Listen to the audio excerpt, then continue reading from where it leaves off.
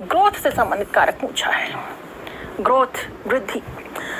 देखो, पोषण अच्छा लेंगे तो डेफिनेटली वृद्धि पर प्रभाव पड़ेगा, स्वास्थ्य अच्छा होगा तो वृद्धि पर प्रभाव पड़ेगा। नींद, निद्रा, नींद अगर अच्छी निकलेगी स्वास्थ्य अच्छा रहेगा, स्वास्थ्य अच्छा रहेगा तो स्वास्थ्य वृद्धि को प्रभावित करता है। ठीक है, कहीं ना कहीं वृद्धि और नींद का संबंध भी होता है। यस, तो मेरे अकॉर्डिंग आंसर यहाँ क्या है? अधिवास। डी आंसर आएगा। ठीक है, मेरे अकॉर्डिंग यहाँ आंसर क्या आएगा? डी। यस बेटा, सुभाष रोयल। 23 तारीख का पेपर गजब का है। जिस बच्चे के लेवल सेकंड 23 तारीख के पेपर में 25 प्लस ही अच्छी है। अब जो हिस्ट्री में आ गई साइकोलॉजी, अब साइकिल की वृद्धि से संबंधित कौन सा कारक संबंधित नहीं है? ये पर्सन मेरे अकॉर्डिंग बोनस घोषित हो सकता है, मैं बता रहा हूं। पोषण में होगा कोई डाउट नहीं है, स्वास्थ्य होगा कोई डाउट नहीं है। ठीक है, फिर देखो निंद्रा की बात करते हैं और अपना अधिवास। अधिवास में ये शब्द मेरे पास डोमिकल की जब बात करते हो ना आप, डोमिकल की जब बात करते हो, डोमिकल की जब व्याख्या करते हैं ना अपन, तो ऑफलाइन क्लास के बच्चों को पता है, मैं एक उदाहरण देता था आपकी व्यक्तित्व को प्रभावित करने में भौगोलिक भौतिक वातावरण का प्रभाव। तो ऑफलाइन क्लासेस के बच्चों को और ऑनलाइन जिन्होंने कोर्स लिया उन बच्चों को पता है, मैंने एक उदाहरण दिया था कि यदि ठंडी जलवायु में रहते हो तो आपकी हाइट बढ़ जाती है, आपका रंग फेर होता है। गर्म जलवायु में रहते हो तो आप आलसी किस्म के होते हो, आपकी हाइट नॉर्मल होती है। ठीक है, पठारी प्रदेश का प्रभाव, मैदानी प्रदेश का प्रभाव, ये अधिवास के संदर्भ में जुड़ा हुआ है।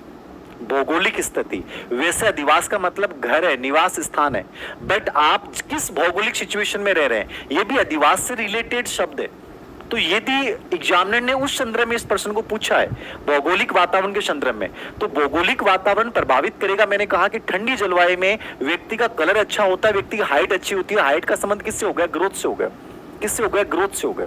ठीक है, निंद्रा, निंद्रा के ऊपर आप देखोगे तो शारीरिक विकास को प्रभावित करने वाले कारक अपन पढ़ते हैं। तो शारीरिक विकास को प्रभावित करने वाले कारक में एक बिंदु लिखा हुआ है, नियमित निंद्रा और विश्राम।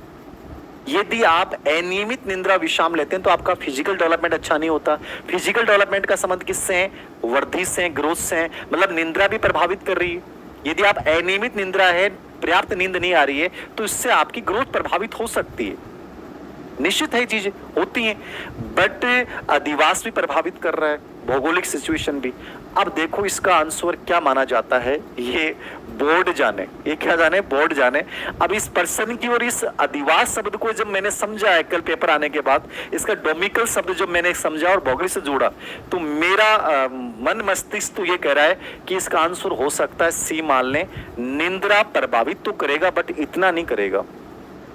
कौन सी विधि वैध नहीं है? कौन सी विधि वैध नहीं है? ठीक है, जुड़वा बच्चों का अध्ययन, अभिभावक बालक विश्लेषण, दत्तक ग्रहण अध्ययन, समवयस्क। कई बार तो बेटा अगर आपको कुछ भी समझ में नहीं आ रहा ना, आप ऑप्शन देखा करो, ऑप्शन देखा करो, ऑप्शन से ही सारी चीजें निकल के आ जाती हैं।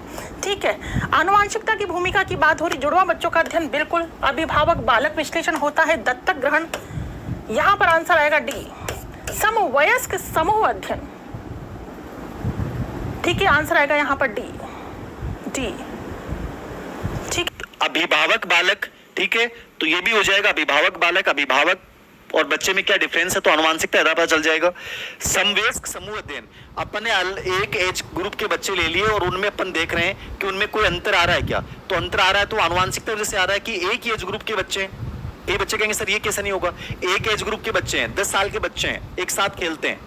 अब वो कह दो कि सर एज एक ही क्लास में पढ़ते हैं तो समान होने चाहिए, नहीं, उनमें वेरिएशन पाया जाएगा। वो किसकी वजह से पाया जाएगा? आनुवांशिकता की वजह से। दत्तक ग्रहण अध्ययन, दत्तक ग्रहण का कहीं भी अध्ययन का उल्लेख नहीं मिलता। मेरे अकॉर्डिंग तो आंसर दत्तक ग्रहण होना चाहिए, क्योंकि उन दोनों की आंशिकताएं अलग होती हैं।